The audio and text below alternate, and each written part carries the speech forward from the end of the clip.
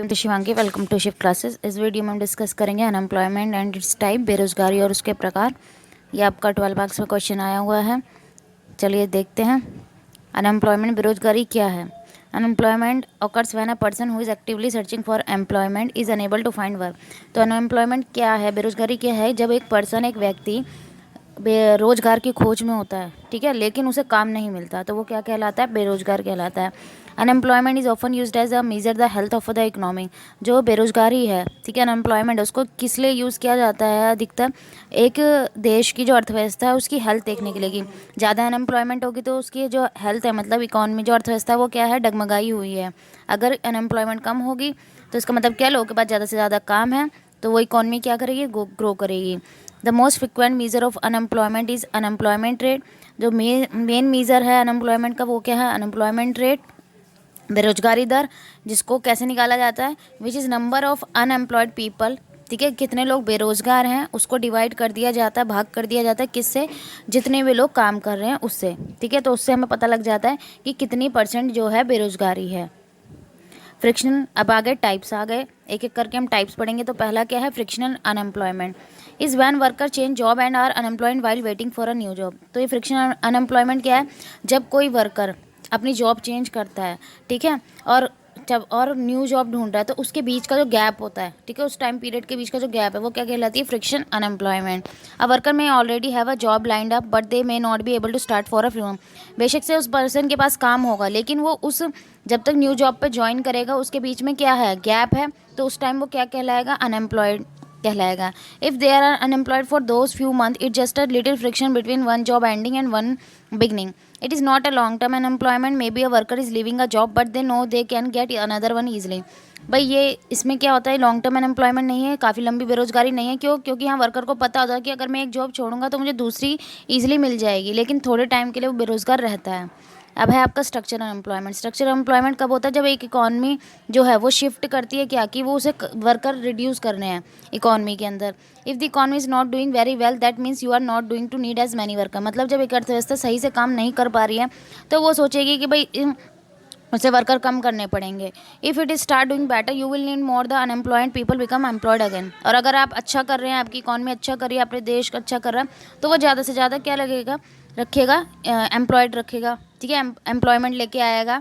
If you are having an economical shift in a direction that is negative then you are going to have a reduce need for worker. और अगर आपको लग रहा है कि economy में shift आया है, नेगेटिव इफेक्ट है, जैसे इस टाइम पर लॉकडाउन हुआ था, लॉकडाउन में कितने लोगों की क्या हुई है, जॉब गई है, वो किस वजह से गई है, क्योंकि इकोनॉमी क्या अच्छा परफॉर्म नहीं कर रही थी, लोगों की नीड नहीं थी इतनी, ठीक है, तो इस वजह से काफ़ी लोगों की क्या गई, जॉब गई। तो ये क्या है, स्ट्रक्चर अनएम्प्लॉयमेंट का एक एग्जाम्पल है। अब है cyclic unemployment is a define as worker losing their job due to business cycle fluctuation in output. अभी किस वजह से, जब बिजनेस के आउटपुट में जो फ्लक्चुएशन आता है, ठीक है, अप एंड डाउन आती है इकॉनमी में, कभी बूम होता है कभी रिसेशन होता है, ठीक है, बूम के टाइम पे लोगों को नौकरियां मिलती हैं, रिसेशन के टाइम पे, ठीक है, मंदी बोलते हैं जिसे, उस टाइम पे लोगों की क्या जाती है, जैसे इकॉनमी अब क्या हो गई थी, मंदी हो गई थी लोगों की, अब धीरे धीरे लोगों को जॉब अपॉर्चुनिटी मिल रही है। लेकिन ये जो 3 से 4 महीने थे लॉकडाउन के, उसमें काफ़ी लोगों के क्या हुई है, इकॉनमी क्या हो गई थी, उसमें रिसेशन एक तरीके से आ गया था, क्या आ गई थी, मंदी आ गई थी इकॉनमी में, तो लोगों की जॉब क्या हो गई थी, चली गई थी। Seasonal unemployment it refer to the situation when where a number of person that are not able to find job in a particular season.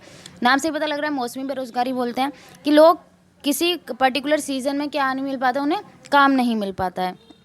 Disguise unemployment जैसे प्रच्छन्न बेरोजगारी या प्रच्छन्न बेरोजगारी बोलते हैं, ठीक है, दूसरा नाम मुझे याद नहीं आ रहा हिंदी में।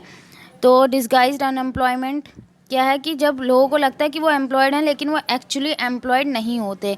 अधिकतर ये जो अनएम्प्लॉयमेंट है कहाँ पाई जाती है, एग्रीकल्चर में पाई जाती है। मान लीजिए एक पीस ऑफ लैंड है, ठीक है, उस पर एक फैमिली क्या कर रही है, खेती कर रही है, ठीक है, कोई भी फसल उगा रही है, लेकिन वहाँ सिर्फ 2 पर्सन की नीड है, लेकिन उस फैमिली में 4 मेंबर्स है, तो वो चारों के चारों उसी में लग रहे हैं। उन्हें लगा है कि हम काम कर रहे हैं, ठीक है, लेकिन वो काम नहीं कर रहे हैं, उन्हें वो एम्प्लॉयड नहीं है, क्योंकि वो 4 लोग भी उतना ही आउटपुट निकाल पा रहे हैं जितने वो 2 पर्सन निकाल सकते हैं।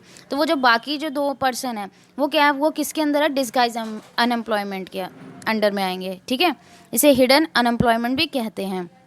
अब लास्ट के दो हैं आपका टेक्नोलॉजिकल अनएम्प्लॉयमेंट। टेक्नोलॉजिकल अनएम्प्लॉयमेंट क्या हो गया कि भाई जब टेक्नोलॉजी की वजह से लोगों की जॉब जाती है, कि भाई नई नई टेक्नोलॉजी आ रही है, ठीक है, इंट्रोड्यूस हो रही है, तो जो पुराने वर्कर हैं उन्हें उसकी नॉलेज नहीं है, तो उनकी जगह किसे हायर किया जाएगा कि जो भाई जिन्हें उसकी नॉलेज होगी, तो जिनके पास अच्छे स्किल नहीं है उस टेक्नोलॉजी का यूज़ करने के, तो उनकी जो जॉब है वो क्या हो जाएगी, वहाँ से चली जाएगी। ओपन अनएम्प्लॉयमेंट क्या है, situation where in the worker is willing to work and has the necessary ability to work yet he does not get work and remain employed for full time.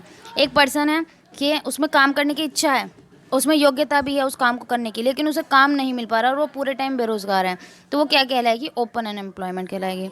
I hope अब आपको unemployment उसके type clear हो गए होंगे। अगर video अच्छी लगी हो तो like it, share it and subscribe my channel. Thank you.